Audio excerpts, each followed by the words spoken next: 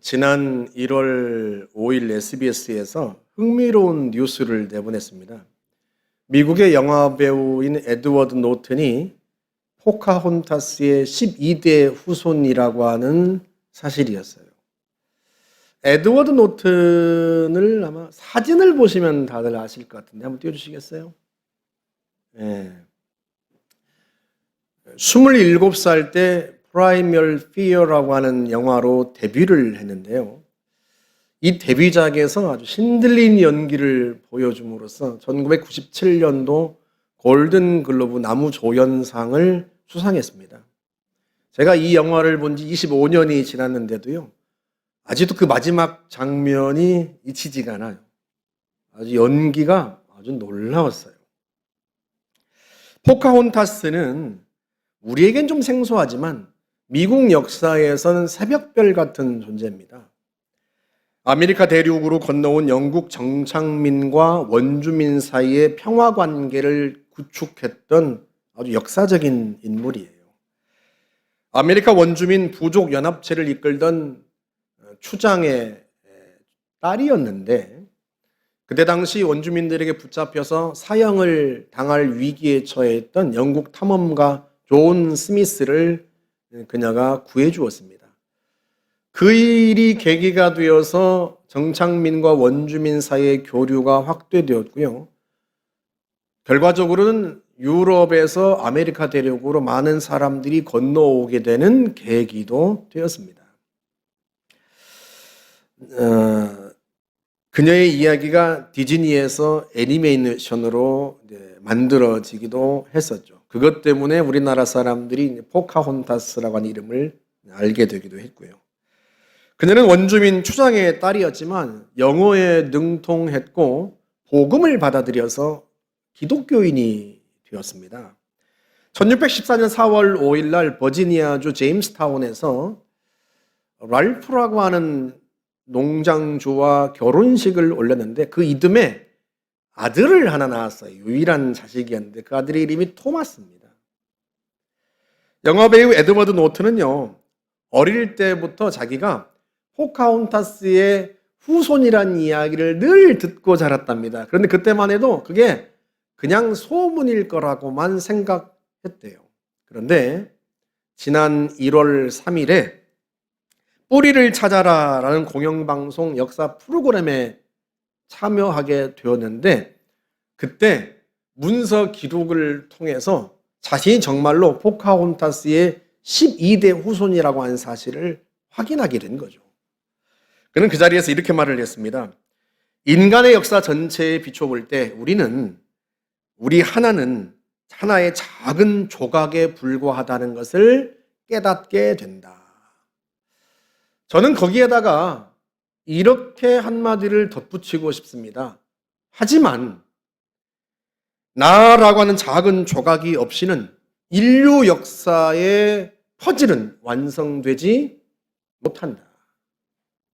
사실 포카혼타스는요, 수많은 원주민 중에 한 사람에 불과하고 아메리카 대륙으로 보면 그저 한 점에 불과한 존재일 뿐입니다. 그것도 지금은 존재하지 않는 과거의 어느 순간에 존재한 이미 지나가 버린 한 작은 점에 불과하단 말이죠. 그런데요, 그 한 점 같은 그녀 때문에 많은 사람이 아메리카 대륙으로 건너왔고 그 건너온 많은 발자국들이 모여서 오늘날의 미국이 만들어진 것입니다. 그러니 이렇게 말한다고 해서 과장이라고 할 수 있겠어요? 우리 역시도 도도히 흐르는 역사의 강물 앞에서 아무 의미 없는 한 점같이 보일지 모르지만 나라고 하는 한 점, 나라고 하는 퍼즐 조각 하나 없이는 이 나라도 역사도 미래도 존재하지 않는다. 하나님의 나라도 마찬가지입니다. 이걸 그림으로 한번 설명을 해볼까요? 사진 한번 띄워주시겠어요? 저 큰 퍼즐을 하나님 나라라고 한번 생각해 보세요. 저 비어있는 공간들을 채워야 할 작은 퍼즐 조각들이 바로 저와 여러분 한 분 한 분입니다. 우리는 워낙 평범하다 보니까 내가 뭐 하나님의 나라는 고사하고 다른 사람에게 무슨 의미 있는 인생이 될 수 있을까라고 생각할 수 있겠지만, 여러분, 이 작은 퍼즐 조각이 없이는요, 이 큰 퍼즐은 결코 완성되지 못합니다. 아무리 많은 조각들이 다 모여서 큰 그림을 완성한 것처럼 보여도 나라고 하는 퍼즐 조각 하나가 빠지면 여전히 그 퍼즐은 완성되지 못한 채 미완성으로 존재하게 되는 거예요. 그러니 하나님의 나라에서 우리 한 사람 한 사람이 얼마나 중요합니까? 나 한 사람은 비록 작은 퍼즐 조각 하나 같은 보잘것없는 존재처럼 보이지만 내가 없이는 하나님의 나라도 완성될 수 없고 내가 없이는 하나님의 나라가 이루어질 수 없다는 거예요. 여러분, 이것이 사도행전을 이해하는 중요한 열쇠입니다. 예수님은 부활하신 후에 40일 동안 이 땅에 계시면서 제자들에게 자신을 나타내셨습니다. 처음에는요, 제자들이 예수님의 부활을 믿지 못했어요. 그러다 보니 부활 초기에는 예수님이 자신의 부활이 사실이라고 하는 것을 증명하는 데 많은 시간을 쓰셔야 했어요. 오늘 사도행전 1장 3절 말씀 볼까요? 그가 고난받으신 후에 살아계심을 나타내사. 바울은 고린도 교회에 보내는 편지에서 부활하신 예수 그리스도를 만났던 사람들의 명단을 쭉 열거를 합니다. 그 장면을 보실까요? 고린도서 15장 말씀. 그리스도께서 우리 죄를 위하여 죽으시고 장사 지낸 바 되셨다가 성경대로 사흘 만에 다시 살아나사 게바에게 보이시고 후에 12 제자에게와 그 후에 500여 형제에게 일치해 보이셨나니 그 중에 지금까지 대다수는 살아있고 어떤 사람은 잠들었으며 그 후에 야고보에게 보이셨으며 그 후에 모든 사도에게와 맨 나중에 만삭되지 못하여 난 자 같은 내게도 보이셨느니라.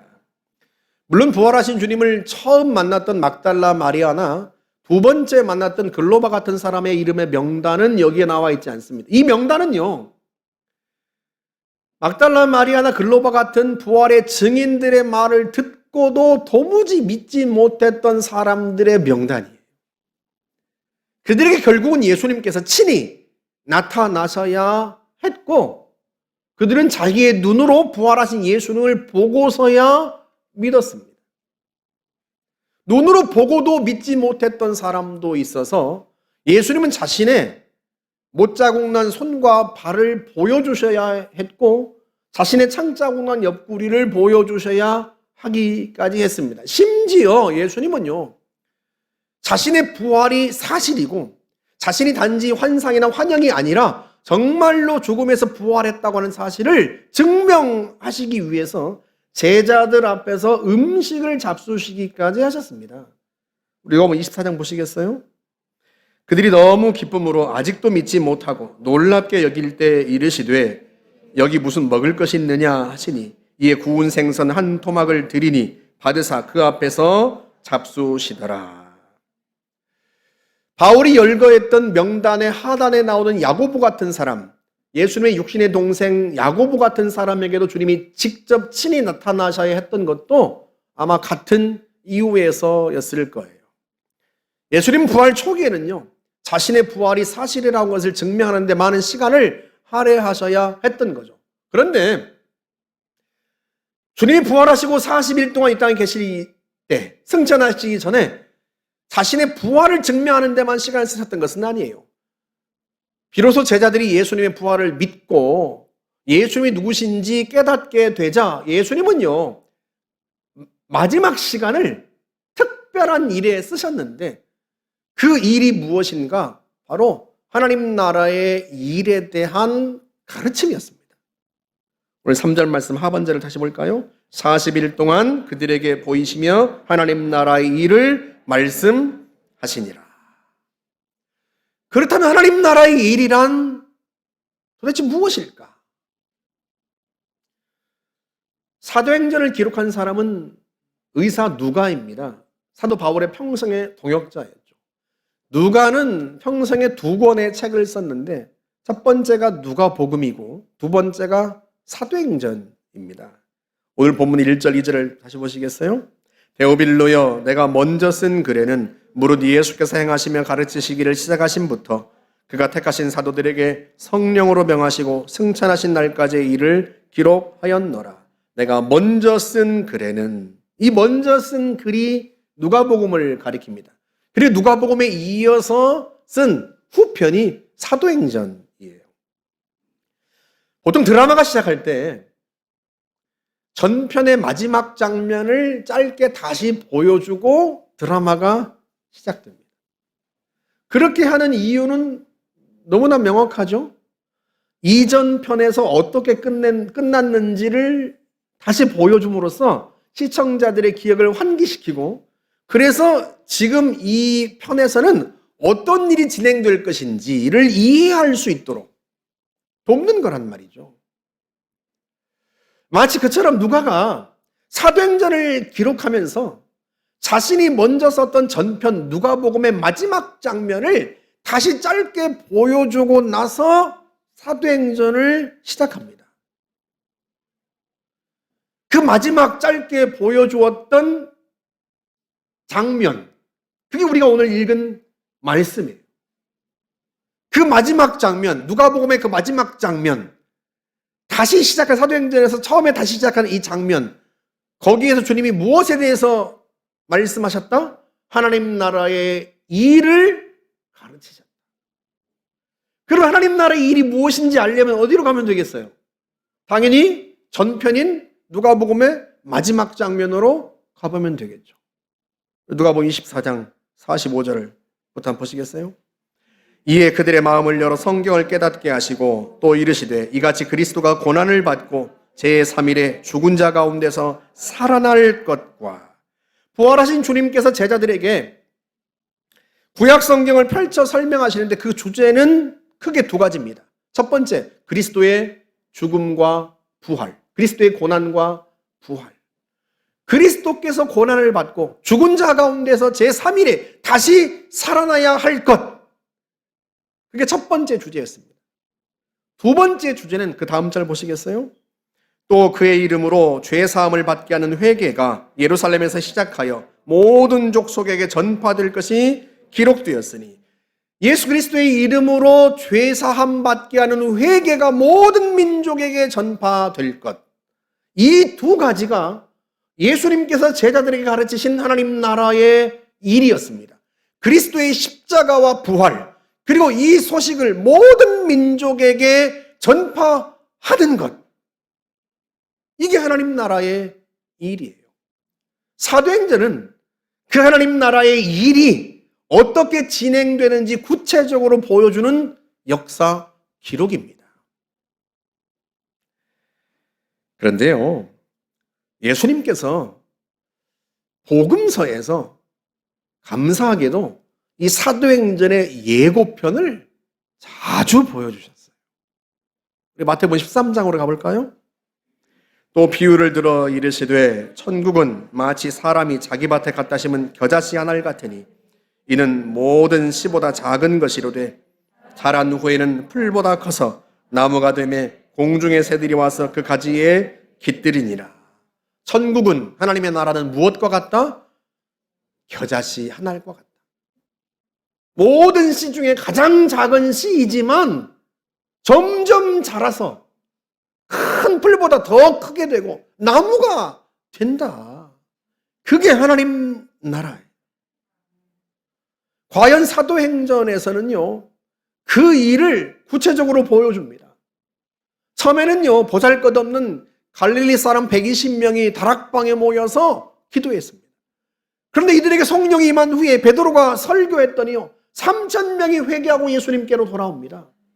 그 후에도 더욱더 믿는 자의 수가 점점 늘어나고 나중에는 예루살렘을 넘어서 온 유대와 사마리아로 복음이 전파되더니 급기야는요, 이방 민족들에게까지 복음이 전파되고 많은 이방인들도 예수님께로 돌아왔습니다. 그게 하나님 나라의 일입니다. 그 하나님 나라의 일을 더 잘 이해할 수 있도록 하기 위해서 예수님은 심지어 복음서에서 그 예고편을 여러 차례 보여주셨어요. 마태복음 13장 33절도 보실까요? 또 비유로 말씀하시되 천국은 마치 여자가 가루 서말 속에 갖다 넣어 전부 부풀게 한 누룩과 같으니라. 한 줌 누룩이 서말이나 되는 밀가루를 다 부풀게 하는 것처럼 우리는 작은 누룩 같은 사람들이지만 그런 우리를 통해서 온 세상이 천국 복음에 대한 소망으로 부풀어 오르는 거예요. 그게 하나님 나라의 일입니다. 그리고 그 일이 진행되는 역사 기록이 사도행전이에요. 그런데 사랑하는 여러분, 그 하나님 나라 일을 누가 하는 거예요? 누가 하나님 나라의 겨자씨가 돼요? 누가 하나님 나라의 누룩이 되는 겁니까? 다시 누가복음 24장 마지막으로 돌아가 볼까요? 48절 말씀, 너희는 이 모든 일의 증인이라. 누가? 너희가. 누가? 제자가. 누가? 제자된 우리가. 우리가 하나님 나라의 겨자씨이고 우리가 하나님 나라의 누룩이에요. 우리가 그리스도의 십자가의 고난과 부활의 증인이 되어서 모든 민족에게 그 복음을 전하고 그들로 하여금 예수의 이름으로 죄사함 받고 하나님의 자녀로 하나님의 백성으로 다시 거듭나게 하는 그 역사, 그 역사의 주인공이 누구다? 바로 우리들이.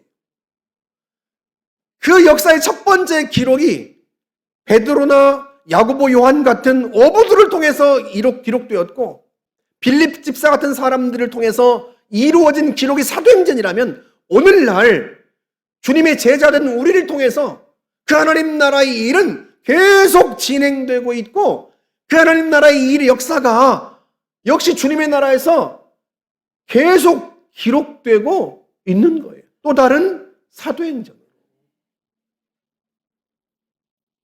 마태복음 마지막도 한번 볼까요?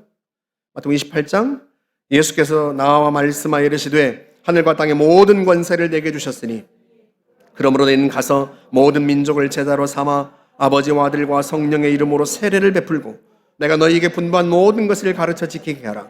볼지어다 내가 세상 끝날까지 너희와 항상 함께 있으리라 하시니라. 아멘. 너희는 가서. 이때 너희는 누구를 가리키는 거예요? 가룟 유다를 제외한 11 제자를 가리키는 겁니까? 성경에서 말하는 너희가 단순히 그때 당시 예수님의 말씀을 들었던 그 자리에 있던 사람들만을 가리키는 거예요? 아니에요. 오늘날 주님의 말씀을 듣고 있는 주님의 제자된 우리 모두를 향해서 하시는 말씀입니다. 우리에게 하시는 말씀이에요. 너희는 가서 모든 민족을 제자로 삼으라. 그리스도의 십자가와 부활의 복음을 전하고 그들로 하여금 예수 그리스도 이름으로 죄사함 받게 하고 그 회개의 사례가 모든 민족에 전파되어서 그들이 하나님의 자녀로 하나님의 백성으로 다시 태어난 거듭난 인생을 살게 하라. 누가? 우리가. 물론 우리는 이렇게 생각할 수 있어요. 나 같은 사람이 무슨 모든 민족을 제자로 삼을까? 나같이 보잘것없고 부족한 사람에게 무슨 하나님의 나라 같은 거창한 이야기를 하실까? 그저 내가 할 수 있는 일이라곤 신앙생활을 열심히 하고 싶어서 목사님 말씀한 대로 신약성경 매일 한 장 읽고 새벽 설교, 10분 설교 듣고 그 말씀 따라 기도하고 또 어떻게 하면 순종할 수 있을까 고민도 하고 내가 할 수 있는 건 그저 교회 봉사 조금 하는 것뿐이고 목사님 말씀 따라서 그저 순종하려고 노력하는 것뿐이고 성도들에게 전도하라고 하니까 내가 전도할 사람 용기가 나서 전도하진 못해도 그 사람 품고 기도하고 그러다가 혹시라도 주님이 나에게 기회를 주시면 용기를 내볼까 하는 그런 정도인데 그런 내가 무슨 모든 민족을 제자로 삼고 그런 내게 무슨 하나님의 나라를 말씀하시는가? 예, 물론 우리는 다 평범한 사람들이에요. 우리는 다 평범한 일상을 살아갑니다. 그런데 사랑하는 여러분, 평범한 우리에게 평범한 우리가 예수를 믿고 나서 그런 우리들에게 일어나는 놀라운 일이 무엇인 줄 아세요? 지극히 평범한 우리가, 지극히 평범한 우리의 일상이 하나님 나라의 일이 됩니다. 그게 하나님께서 우리를 통해서 하시는 놀라운 기적 같은 일이에요. 우리의 일상을 통해 하나님이 하나님 나라의 일을 하세요.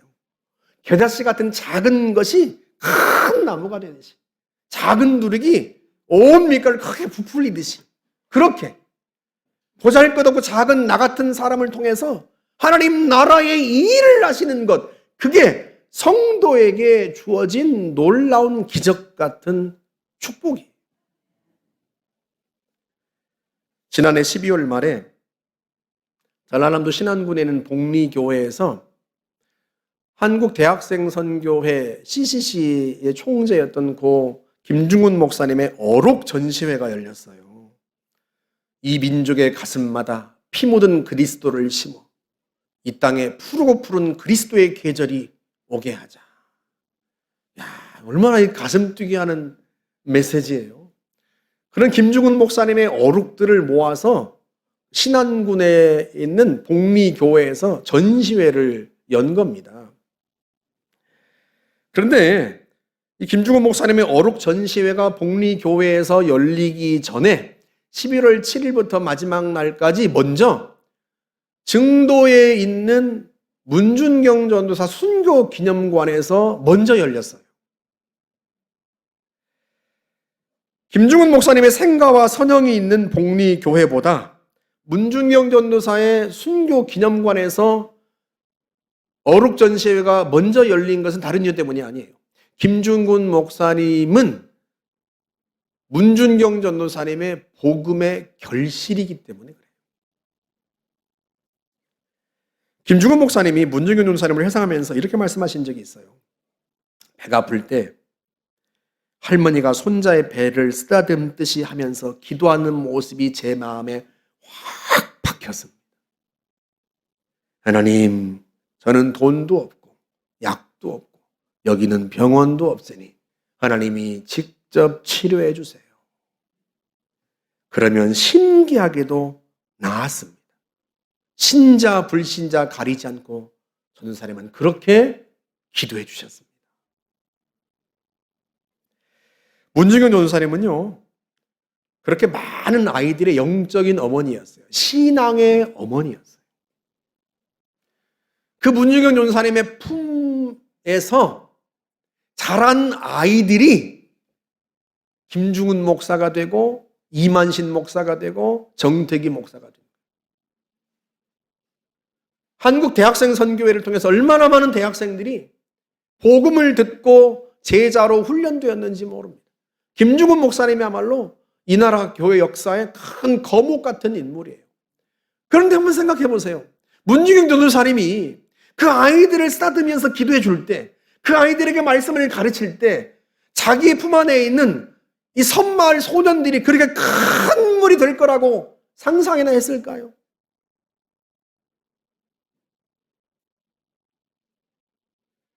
문준경 전도사님은요, 이 섬마을 안악내는 그저 자기가 받은 은혜에 감사해서,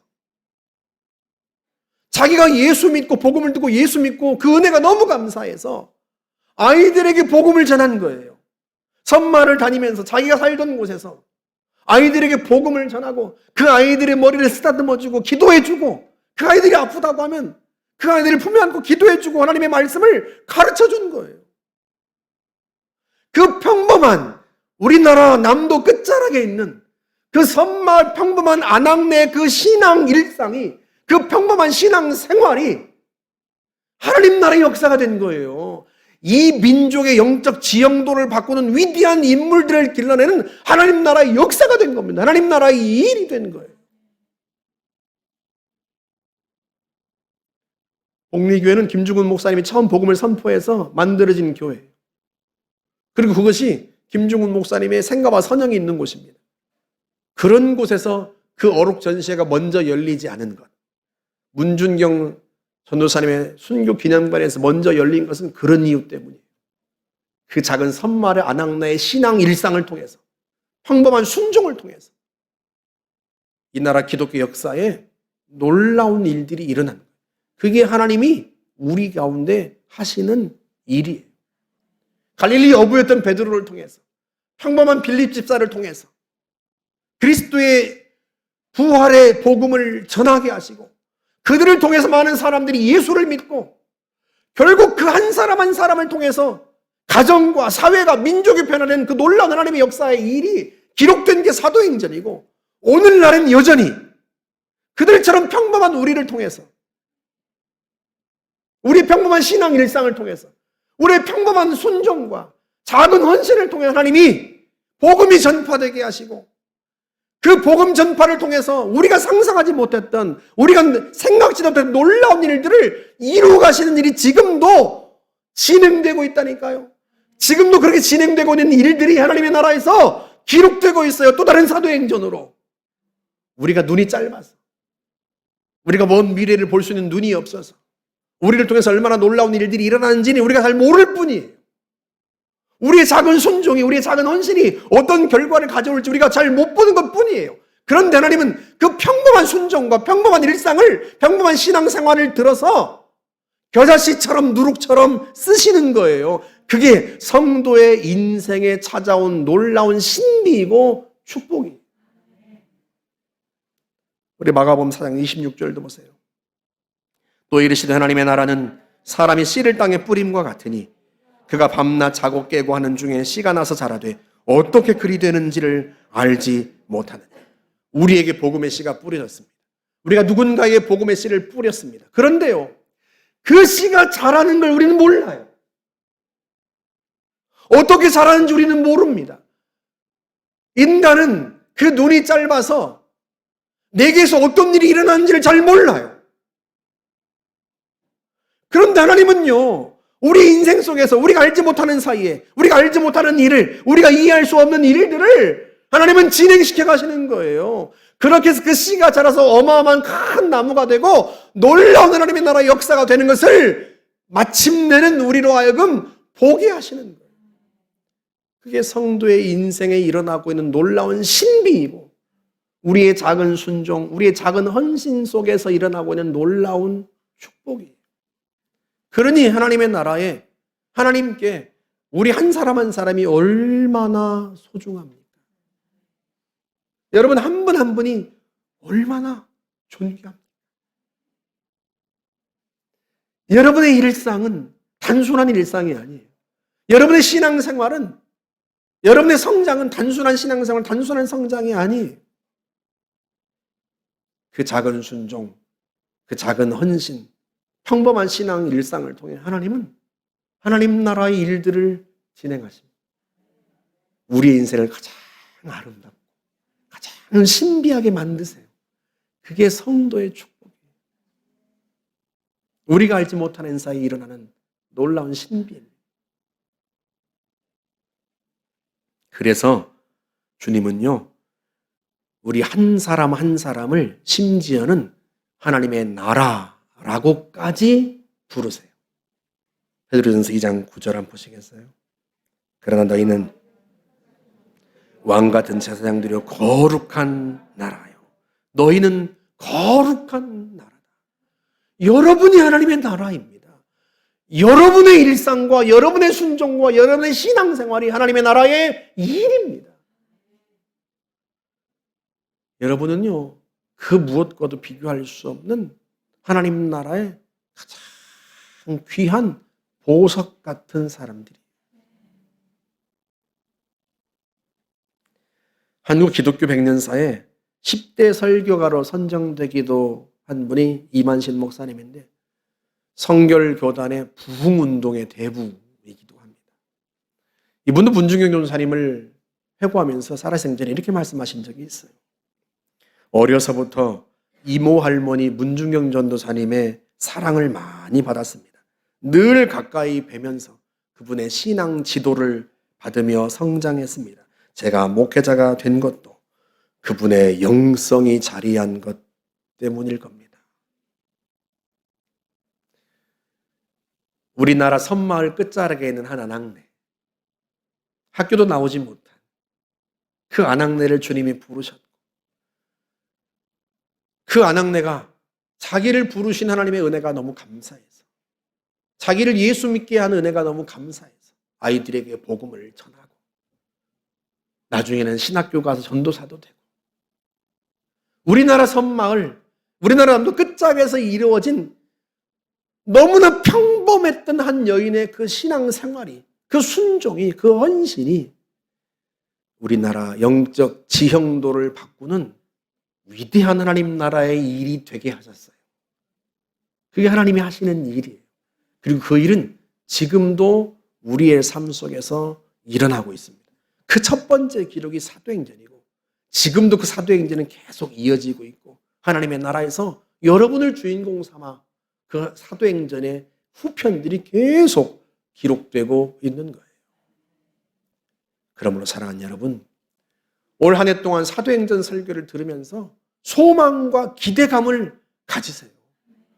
나는 평범한 사람이지만 내 일상도 평범한 일상이고 내 순종과 내 헌신도 작은 것이지만 하나님은 이 작은 헌신, 작은 순종, 내 평범한 신앙생활을 통해서 하나님 나라의 위대한 일을 이루시고 지금은 그것이 어떻게 진행되고 있는지 모르지만 내 눈에 보이지 않는 것처럼 보이지만 마침내 하나님께서 내가 상상하지 못한 놀라운 일을 이루실 것이다. 우리의 자녀들의 인생 속에는 그 놀라운 일이 확연하게 드러나게 될 것이고 내가 내 인생 속에서 반드시 그걸 보게 될 날이 올 것이다.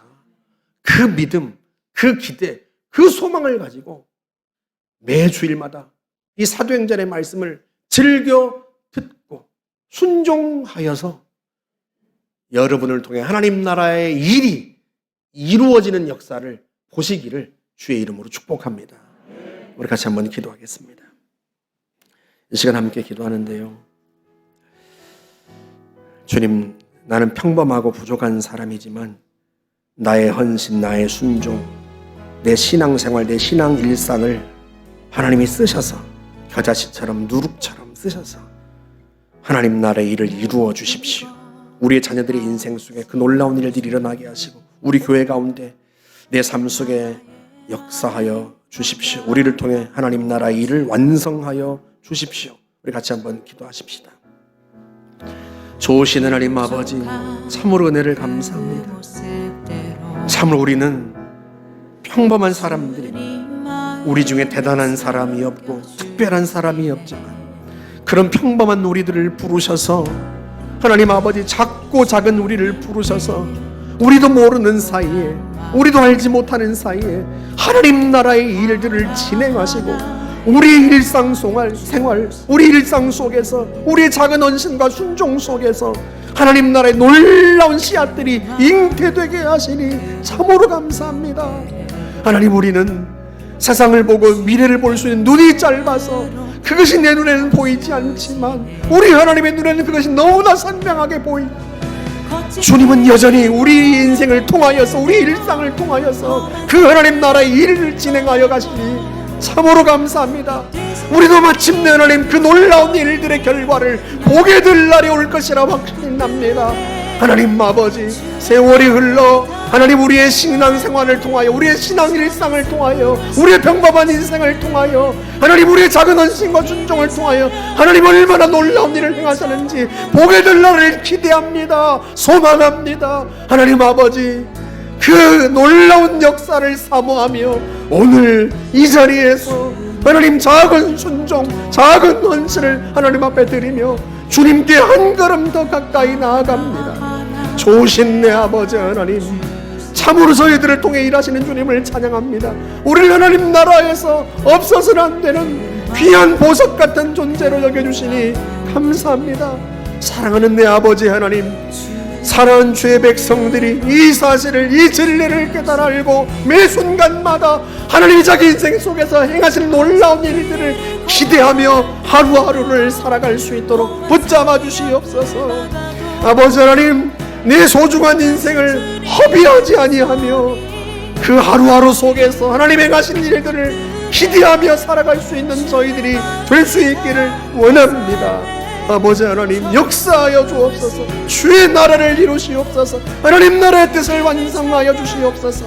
우리를 통해 그 일들을 이루어 주시옵소서. 오 아버지 하나님, 역사하여 주시옵소서. 은혜를 베풀어 주시옵소서. 은혜 감사합니다. 좋으신 하나님 감사합니다. 참으로 세상에서 알아주지 않는 너무나 평범한 많은 사람 중에 한 점 같은 그런 작은 저희들인데 하나님이 그런 저희들을 부르셔서 예수 믿게 하시고 하나님의 자녀, 하나님 나라의 백성 삼아주시니 감사합니다. 그 은혜도 감사한데 우리를 가장 존귀한 보석처럼 여겨 우리의 일상을 통해 우리의 평범한 신앙생활을 통해 우리의 작은 순종과 헌신을 통해 하나님 나라의 위대한 일들을 이루어 가시니 그 또한 너무나 감사하고 감사할 따름입니다. 하나님 아버지, 그 은혜에 감사하며 우리가 주 앞에 더 가까이 나아갑니다. 사랑하는 성도들 중에는 한 사람도 자기 인생을 헛된 일에 허비하는 자가 없게 해주시고 존귀한 하나님 나라의 귀한 보석처럼 주님이 우리를 만드셨사오니 주의 나라를 위하여 우리의 인생이 쓰임받도록 매 순간마다 즐겨 듣고 순종하는 저희들이 되겠습니다. 좋으신 하나님 도와주옵소서. 아버지 하나님, 우리의 자녀들의 인생을 통하여는 더 놀랍고 위대한 일들을 이루어 가실 줄 확신합니다. 아버지 하나님, 우리가 마침내 주 앞에 서게 될 때 주님이 우리의 평범한 일상을 통하여 평범한 순종 헌신을 통하여 행하신 놀라운 위대한 일들을 보게 될 걸 확신합니다. 그날을 소망하며 오늘도 한 걸음 한 걸음 제자의 길을 걷습니다. 주님 저희들을 도와주시옵고 세상 끝날까지 함께 하시겠다 하셨사오니 주의 뜻을 우리를 통하여 이루어 주시옵소서. 감사드리며 예수님의 이름으로 기도하옵나이다. 아멘.